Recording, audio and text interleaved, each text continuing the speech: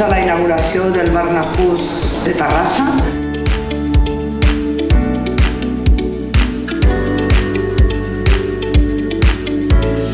Bon dia a totes i a tots, honorable conseller, gràcies per estar un cop més a la ciutat de Terrassa.